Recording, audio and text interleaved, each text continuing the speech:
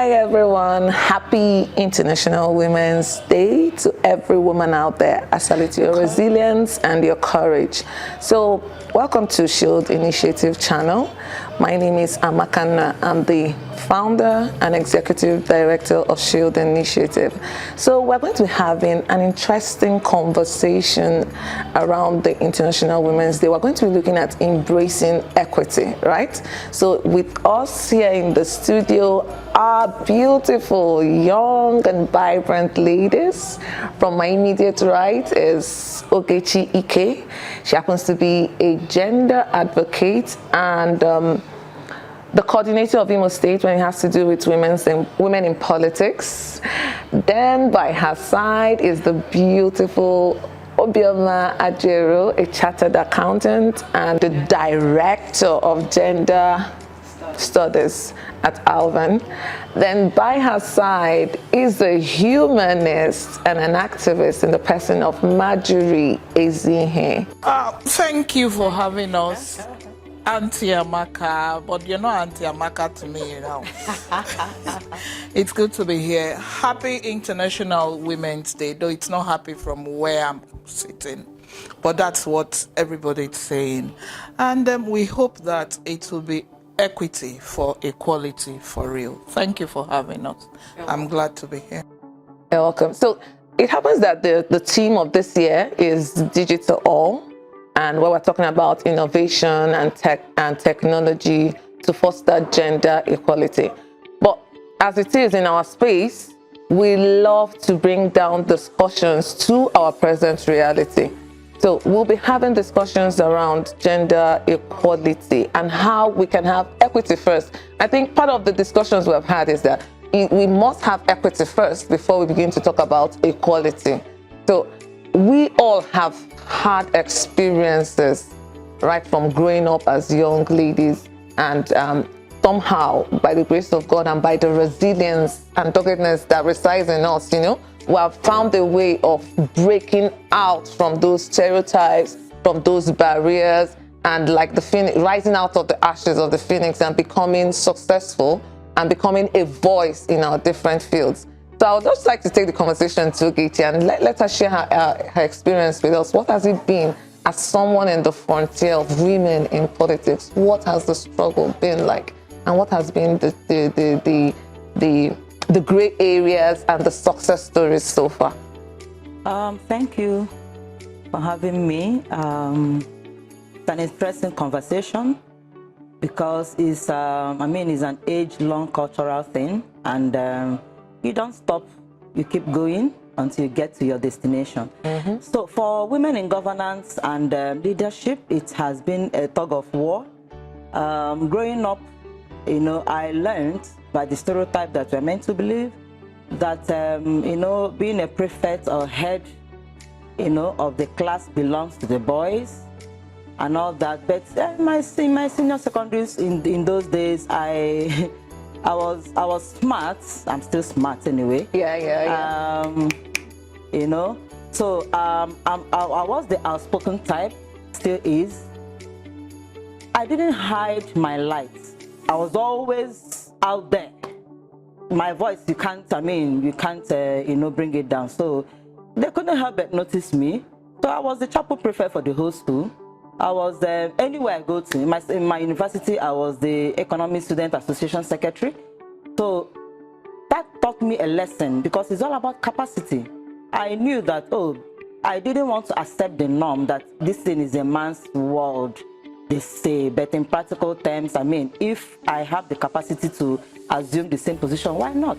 Yeah. So right from that time, I started encouraging young ladies. I started encouraging my peers then, you can do this thing, why not? So from that, I saw that the barrier can actually be broken. So moving up to in women in politics, we know the political terrain in Nigeria. The playground is not fair, you know. So and that's why we keep pushing. Like lately, last year, women occupied National Assembly because 5 gender bills were struck out. And what are the gender bills? We have indigenship bill, we have citizenship bill. Indigenship bill, you know, I'm married at Anambra, I'm from Imo State, and I happen to, want to eye a certain position, a seat, and I'm told you can't vie for any position here. Go back to where you are married. You go to Anambra, they said you are not a Nwada. You are not a Nwada. No, go back to Mbano. Go there. That kind of a thing. So the indigenship, if men marry our women here, they automatically become, citizens. So and then it's not vice versa for women. And then we are looking at getting that bill passed into law. Indigenship, citizenship. We also want to have additional special seats for women.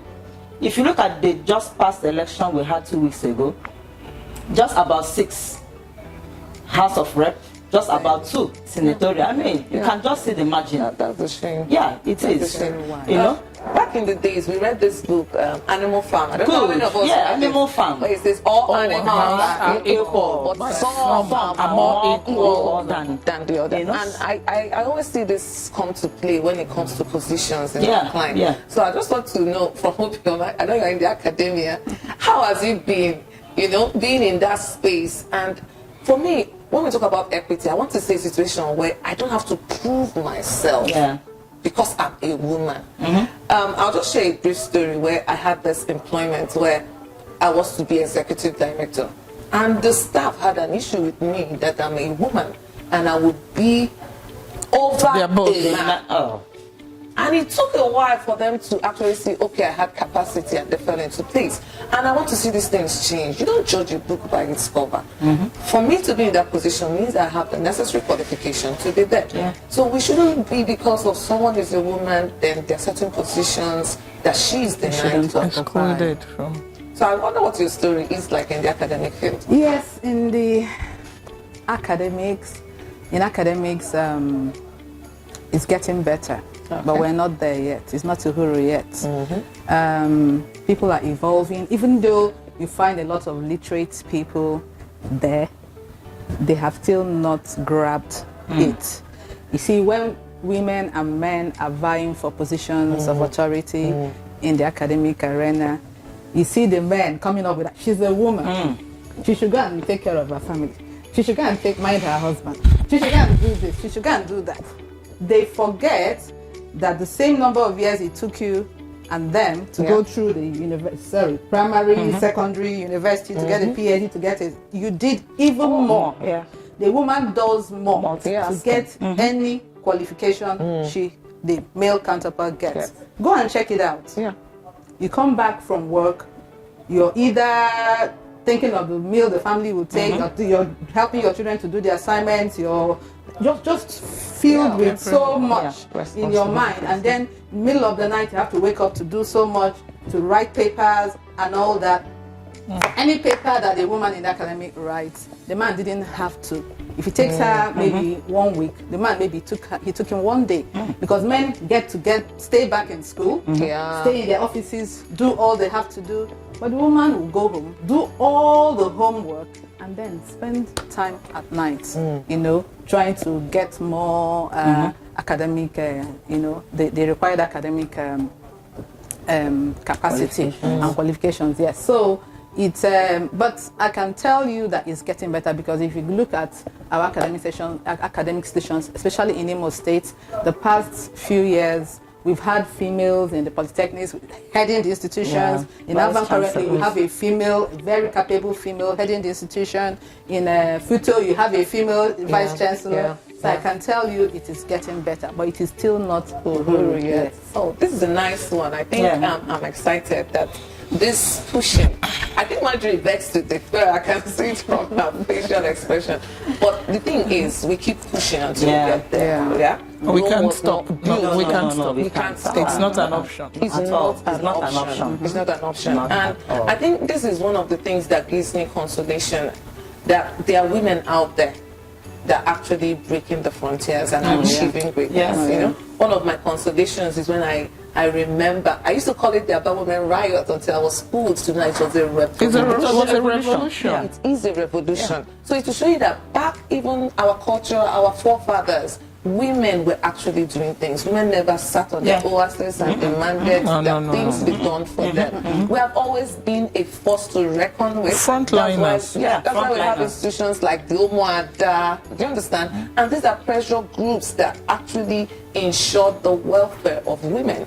So having people tell us in these days that a woman is the weaker vessel, a woman is this, a woman is that, is actually a deviation. Westernization. Yes, it is. And what really hurts me is that our young generation are beginning to buy into it. And they call it what? The soft life. Have you heard that?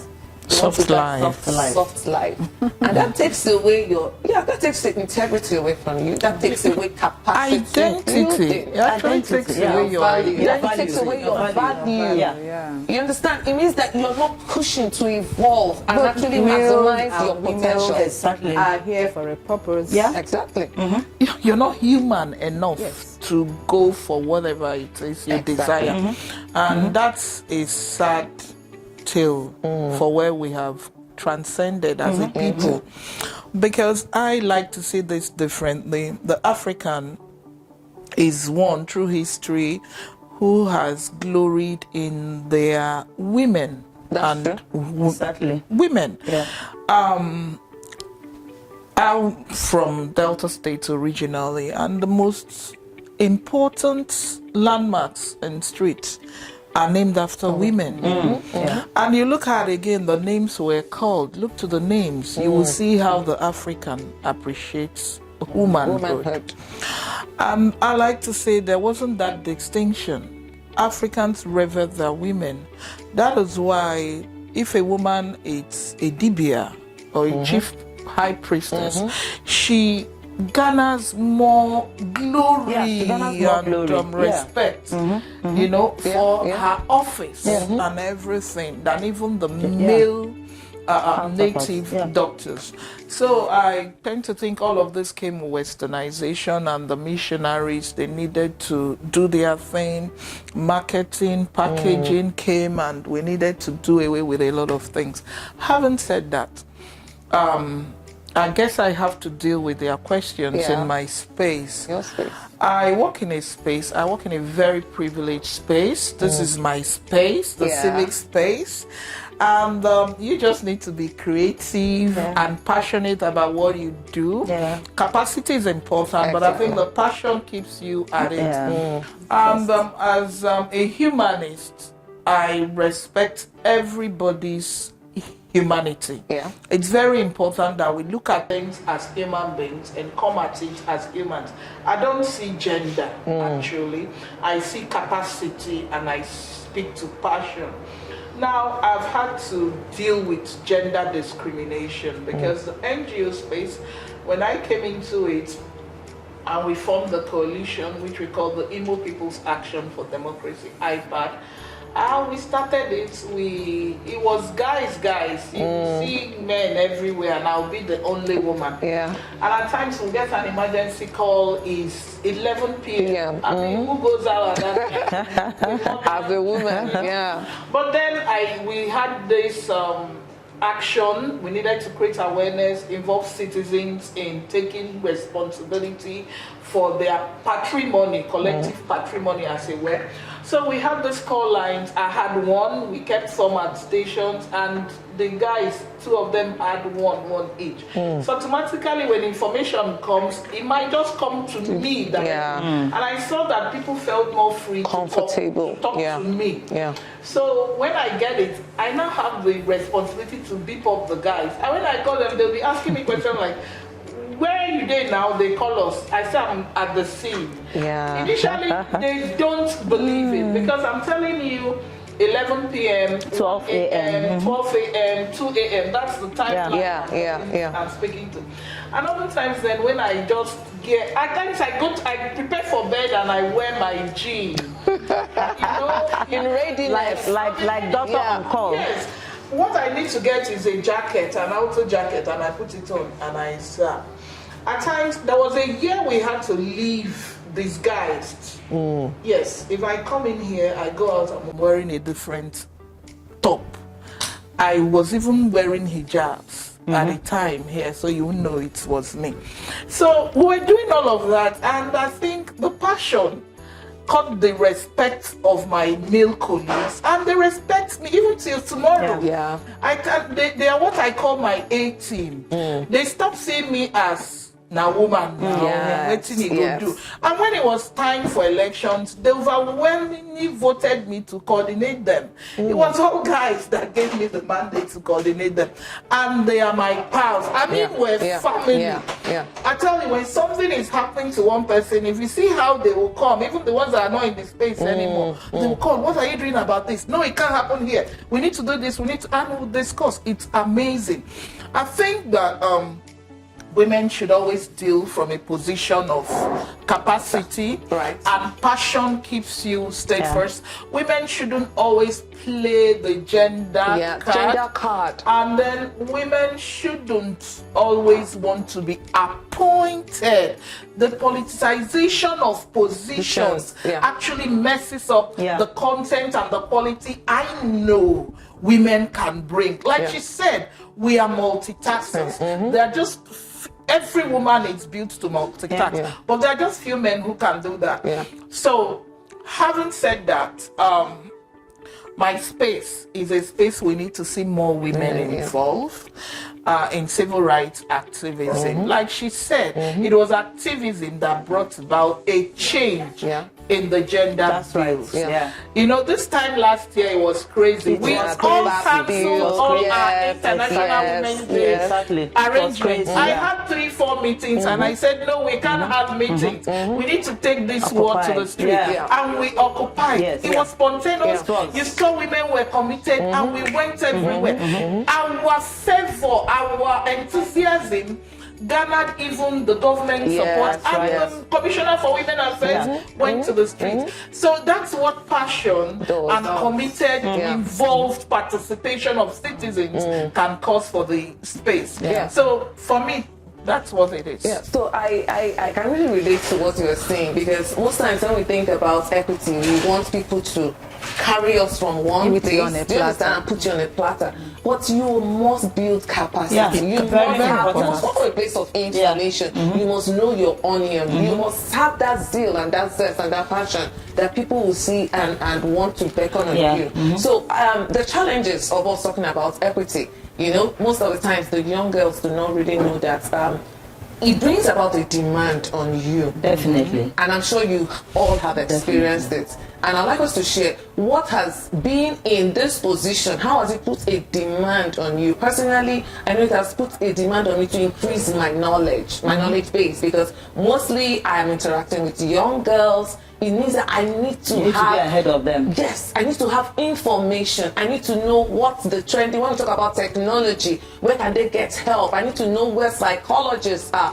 I need to know where they need to get proper counseling. So it means that I have to be an encyclopedia of knowledge. So this is the demand equity brings on us. So you can't just be saying you want to be treated equally and you are not preparing for that position.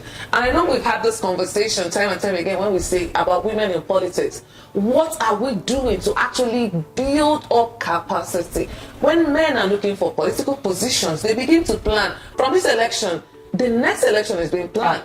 They're being strategic. They're beginning to meet people. They're beginning to put out visibilities, you know, things that will bring them to the limelight. But what we see doing in our climb is when it's 8 months to election, somebody flies down from Abuja and starts saying, I'm a woman in politics. You're saying Abuja, somebody flies down from New York.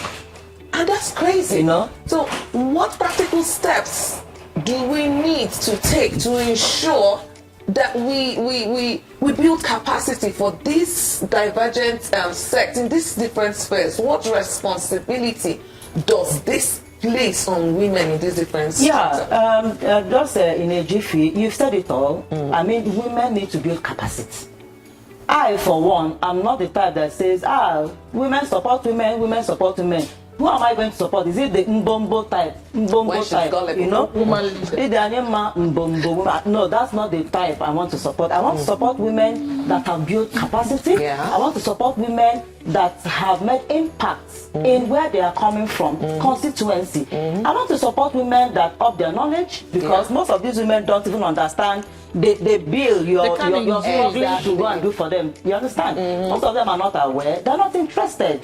they are not conversant with ICT. A woman needs to be visible. A woman needs a level of publicity. You know, most women in politics, if the media, the electronic media wants to engage them, they shy away. Yeah. And we keep telling them, you can't shy away from media publicity. I mean, you need electronic media. You need to learn effective communication. You need to learn ICT skills. You need to learn fundraising skills, because you cannot. That's why, you know, the men now, oh, how Diego, they have money. You, what are you doing? So for a woman to be out there, I mean, power is taking. Not giving. So if a lot of people say, come and buy, I say, don't worry, I'm coming. I'm building my capacity. I mean, I need to be in a position where decisions that are taken concerning me, I need to be part of that decision making, because somebody cannot come and take decision on behalf of a woman. You're not a she. You understand? And one of the things I've learned in recent times is not to wait until I'm given a seat at the table. Yeah. I pull up a seat for myself, And I sit at the sit. table, and I have conversations. At that table. Come at the table, they say women need to be in the Because those corridors. decisions, Corridors of power. You need to be at the seat of power, not corridors. on you. So you need And your to generation. put, you It need to doesn't put up a matter seat whether for you're yourself. there or not, that they are taking, they're called policy decisions, and they're taking, and you'll be, you're They will bound by affect you. them. Yeah, they'll buy it. Look at what Okonjo Iweala did back then for Nigeria. She took us away from death. Yeah, yeah. Was she not a woman? Is she not a woman occupying a very powerful seat at World Trade Organization? What are we talking about? So talking about gender equity is something that must, like what we're doing now, is very key. It's something we keep rubbing and keep rubbing. I mean, Rome was not built in a day, but we need to, like you said, tell our young girls, tell people that are growing up, even from nursery school, that you have this capacity, you can be a prefect, you can head your class. And from that, okay, look at this young girl, 15 years, that won the best mathematics in the whole world. In the whole beat world, China, the beat Nigerian America, girl. beat Yes. UK, beat Germany. Yeah. 15 years. Yeah. STEM, and they made her an ambassador for STEM. You understand? So talking about innovation and technology, we also need to tell our young girls, there are certain positions are not meant for the boy. Don't tell me that I can't study cybersecurity. I cannot study cyber ICT. Because I'm a woman. Because no. It's not gender specific. Data science. It's not It's gender. not. Those gender roles, we need to put them away. So coming to your own field, what actually do you think women need to do more to build capacity in that field? Yes, women are already building capacity. They are learning. I think that such programs like the one we're doing now is very, very key. You know, in my institution, the gender units hasn't always been there. Yeah. Yes, it hasn't always been there. So, but it needs to play a much bigger role to make people to become very much aware of what gender is all about. You know, we still see it as male, female thing. I think it's much more than that. Yeah. Now, we're talking about equity, fairness. You know, are you giving people that are that have some form of impairment, you know, access to a building? Inclusion. Are you including everybody? Exactly. So people need to become more aware. You know, just come out of that your comfort zone.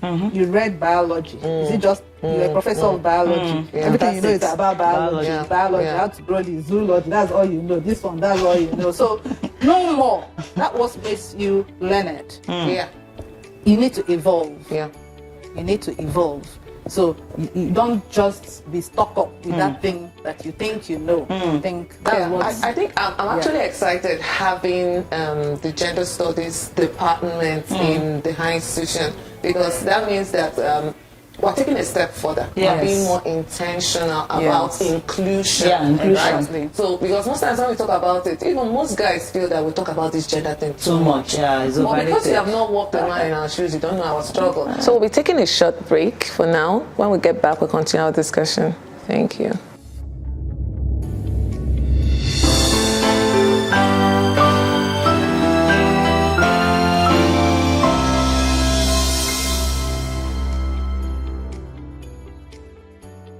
So welcome back to the discussion. It's been amazing, and we're still discussing on equity, how we can embrace equity in our different spheres of life. And joining us on this conversation happens to be Ndidia Nike. She happens to be the immediate past chairperson of FIDA, which is, and her impact, I can tell you guys, has been amazing. Her voice resonates with the people, and her level of intellect cannot be matched.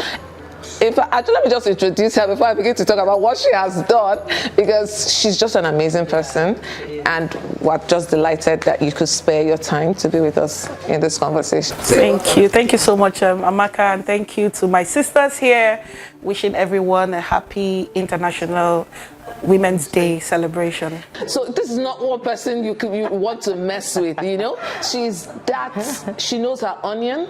And when we talk about competency, you know, and bringing value to the table, I think it resonates with her, because it's not just about occupying a position, but when you feel in that position, you know, like a round peg in a round hole, your impact, you know, no one can deny it, because you are actually doing what you're supposed to do. So we're talking about equity, and we'd like you to just throw little light on what equity is, because most times people misconstrue equity to mean equality, right? But equity is not the same as equality. Equity speaks to fairness and justice and impartiality in the system. So I think you should take it up from there. Okay, thank you very much. Yes, really misconstrued. These terms are equity, equality.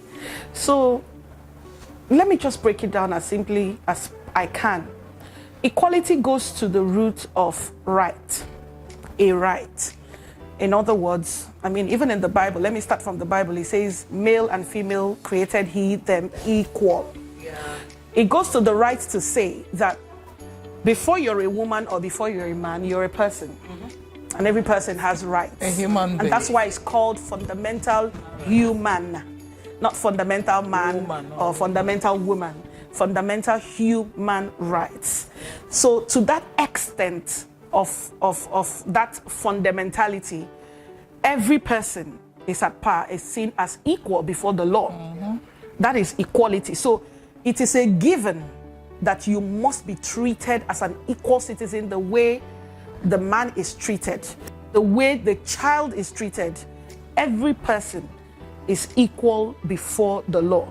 So if you step on somebody's toes and you are arrested for assault, and Mr. B steps on somebody's toes, he must be arrested for assault. Likewise, if you are promoted in your workplace because of your competence, then Mrs. A must be promoted in her workplace because of competence. You must be accorded the rights that accrue to you as a Nigerian citizen, as a human being. The right to life, the right to dignity, the right to own this, the right to this, and that. It is a given. It is no longer, well, you know, you're a married woman, and because of that, no, that's not the issue. That's not how the law defines it. It says every person, every Nigerian citizen shall not be discriminated against by reason of sex, gender, religion. Race. So it's about a human being, your rights. That's equality. Equity speaks to fairness. Now that you have recognized me as equal, have you set everything in place to favor me, giving into consideration my peculiarities? Let me give you an example. In the workplace, you said there is a 2-minute bathroom break. 2 minutes to go use the bathroom, to go use the restroom for everybody, and then come back after 2 minutes. You will agree with me, Amaka, that the time it will spend a woman to use the bathroom is not the same time as a man. I mean, our brothers are fantastic. They just flip the thing, and then they're in and they're out, they move, you know, with the speed of lightning. That's true. But a woman is not configured to whip out. That's why before a woman in a public space uses the bathroom, she checks, even when the place is secluded, she's still checking to make sure that she has the kind of privacy she's going to have. So by the time you're scouting around for that kind of privacy, 2 minutes is already gone. Okay, so let's imagine that this is in a bathroom setting proper, as it were, in a place like this. How about if the woman is on her period on that day? and then she finds out that she needs to change, you know, her sanitary towels. So can she do that? Can she also use the bathroom within that period? Or how about if she's a nursing mother and she needs to change breast pads and she needs to do this and all of that? So that is not fairness. That's not equity to say 2 minutes. Equity demands, well, equality says all of you are employees, so you have bathroom time. 2 minutes. That's equality. Equity now says bathroom time for the guys, 2-3 minutes, because we take into consideration who you are. Bathroom time for the women, 30 minutes or 15 minutes, because you know, that's now, until you have considered every factor, you cannot talk about equity. So this, I'm just giving an example of what that equity. So you say, oh, we've given women an equal opportunity. We have said you people can run for this. We have said that. Okay, so what are the fallbacks? Are those fallbacks, do they favor me as a woman? Yes, you said I can run for political office. Come out and run. So we are now coming out to run. And what we are seeing, you just say it out there, but what the reality of what you are asking us to do does not favor who I am because I'm a woman. And this is not about me asking for favor. This is not about me asking you to pity me. No, I'm just saying I am built as a woman. I can't apologize for that. This is how I am. I can't apologize to you if I choose to stoop. That's how I'm built, to stoop and to do my thing. I can't apologize for that. So you must take into consideration. And it's not you doing me a favor. No, it is you understanding that because I am equal with you in this place, that I deserve. You have to, I deserve these considerations to be, these things, to these factors to be taken into consideration, and the onus is on you. Based on reasonableness. I think what you said just makes a lot of sense. You know, talking of equity, I feel there's a lot that we have been robbed off. I don't know if you experienced that as a child. I first realized that there was something different about me and my brother when I clocked 10. It's like everything changed. All of a sudden, I'm a woman, and he's a man. I can't go out to play. I cannot socialize. Do you understand? Those things, you can't even play with the boys. Even there's a type of play you need to play. And that's why you see that men hone their social skills better than women. Exactly. Men learn to leadership, learn to socialize, build network.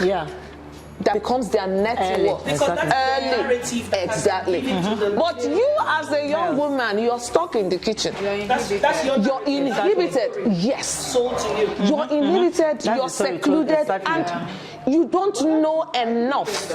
Men can climb trees. Yes. Play football. I climb trees. Men I like that. Nobody will marry. And I wonder why every narrative of a woman has to boil down to getting married. I had a conversation with someone and she said she doesn't think she wants to get married. Some say, I don't even think I want to get kids. It's okay. Their life. You know, we have been meant to believe that marriage validates a woman. And that's not good. And that's not what it is. So this is the paradigm shift that we are about to change. The fact that your marital is not, so it's not about marital status, it's about legal status. All right? You are a legal personality. You are a legal entity as a person. You can sue and be sued whether you are married or not. You can own property whether you are married or not. It's a given because you are human first before woman. It's very, very important. So we must change that pride. I mean, it's going to start from us, even to our little girls. And I'm one of the persons who is advocating for politics to be taught as a career. The same way you go to school and you want to be a lawyer, as I'm a lawyer today, So there were intentional steps. So you had to read, study this, and you had to do this, and you had to do this, and then after 5 years, you graduate, and then you go to the law school, and then you get your certification as a lawyer, and then you're called to the Nigerian bar. That is the way. That is the same way politics should be. You must aspire. Graduate. So you become a professional as a politic. Nobody just jumps in now and becomes a politician. You are seasoned in the art of politics. And then when they start calling for all those kind of meetings and you say, oh, you shouldn't have meetings in the middle of, you have prepared your mind for it. Now that I'm a lawyer and I have to wear my wig and gown and my robe and everything, even when it's hot, I don't complain. Why? I'm prepared for it. The weather is hot, so the weather is doing its own thing, but I'm also doing my own thing, wearing my wig and gown. But I have a different view. Yes, no, I understand that one. So that's where it comes to doing what is right, okay? We can come to that, but I'm just saying this is our professional. Until we change it, this is who we are, just like the medical doctor wears his white. Psychologically, you have prepared that. I understand what you're saying. So for politics, and that is why today it looks like politics is for the men. Because it's also that same narrative that has been sold to them. But if a young girl, you start leadership trainings in nursery school. Yes. You have curriculum in leadership, in politics. But I do know that educational policies are the most tough to change. It takes developed nations 50 years. You know why it's tough to change? Nigeria, it's still the same patriarchy. They believe that when you educate them on this thing, they lose grip. No, but you know, that's why I said it's a paradigm shift. When men understand that the more educated and enlightened a woman becomes, the more she channels that energy positively. And that's why I'm upset with our female feminists, the people who advance the wrong narrative about feminism. Feminism is simply hinged on empathy. Yeah. That I'm social justice. That's all. It's not about what a man can do, a woman can. Please, we're not competing. It's not a role swap.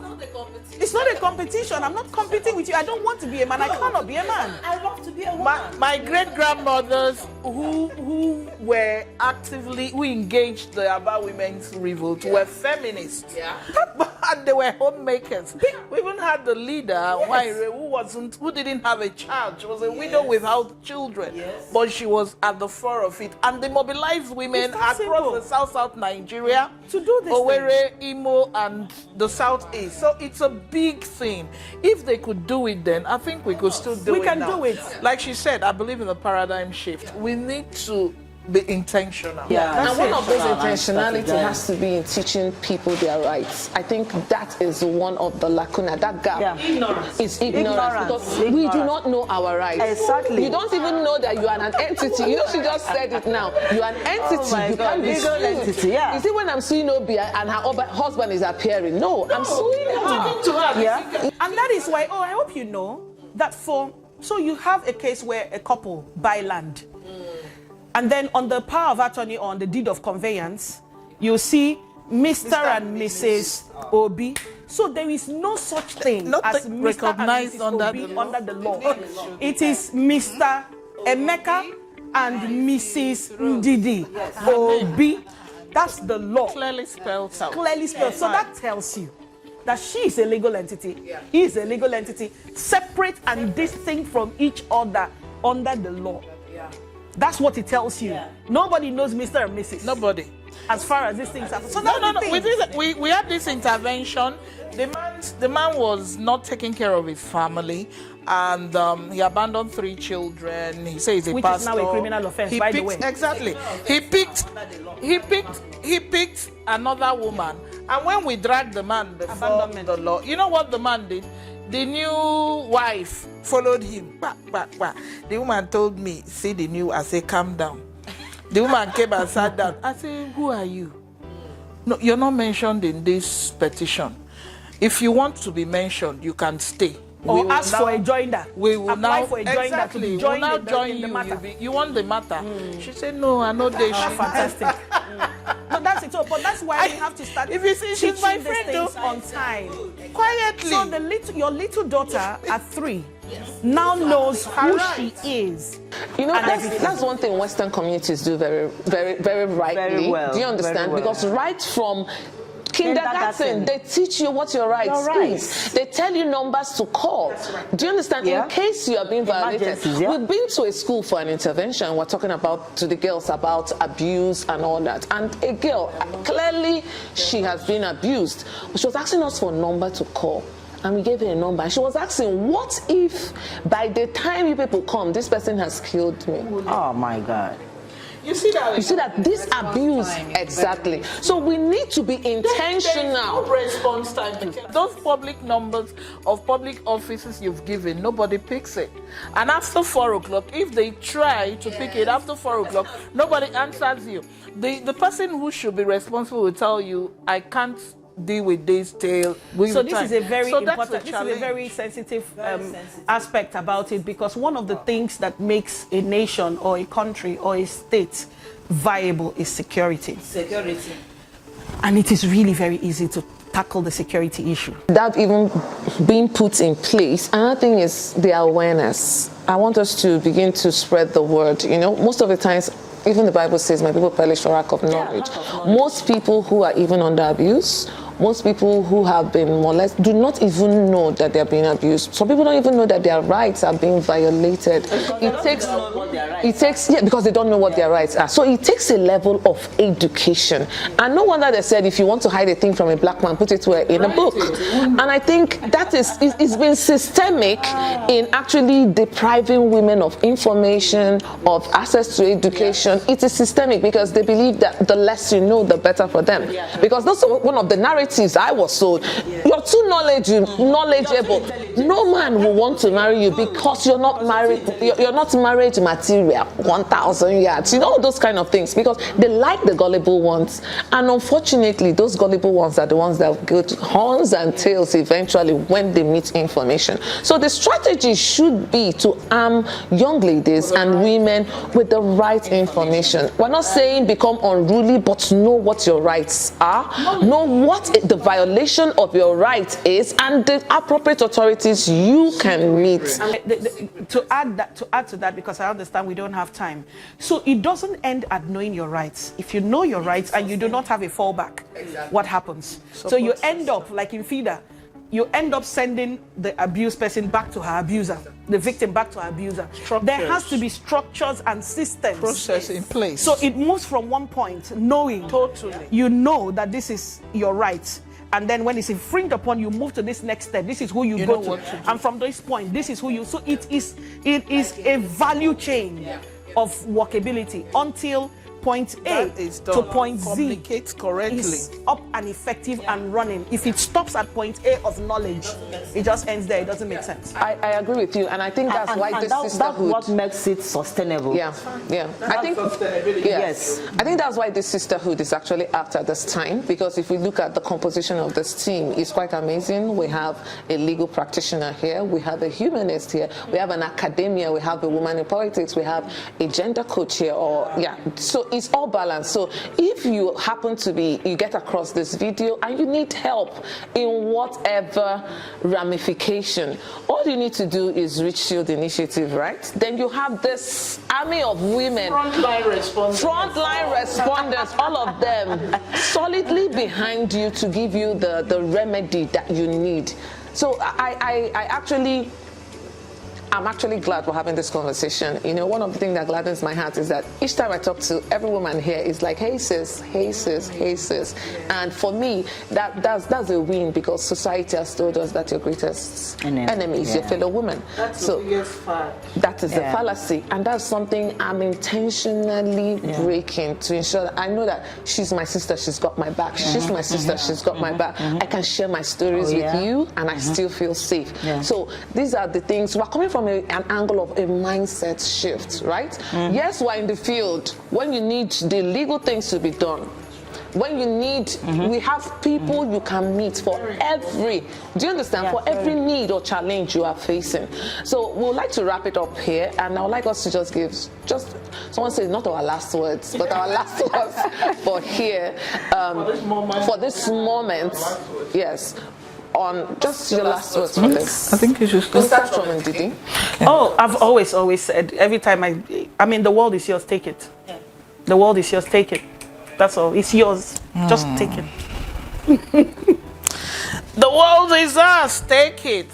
I believe in a community of women who are schooled to do the right things, who are passionate. And I think I see it here. I have work history with almost every woman here, and I trust their judgment and their instincts, and I know that together we can do more and sustain this. Thank you for having us. Yeah, my last words will be to those in educational institutions, women in educational institutions. Make sure somebody's voice is heard. Encourage people to speak up and make sure voices are heard. Tell them that they should not be afraid. Tell them, especially girls, young girls, students that are being victimized and all that, tell them that their voices can and will be heard. Thank you. Thank you. I like to say, own your space. Just own your space. Own your space. That's the same thing. Yeah, own your space. A woman that we rock the cradle, we rule the world. Own your space. Thank you for having me. And it's okay to be scared, but have a voice. Yeah. Someone said, do it afraid, right? So for me, I'll be saying, an all-inclusive society is possible, right? It's okay to be a woman. It's okay to conquer in hills. Yeah. The fears are there, but greatness lies ahead for you. If you're persistent, consistent, you will get there. Greatness is yours. Yeah. This is it from us. Thank you for staying tuned. Bye for now.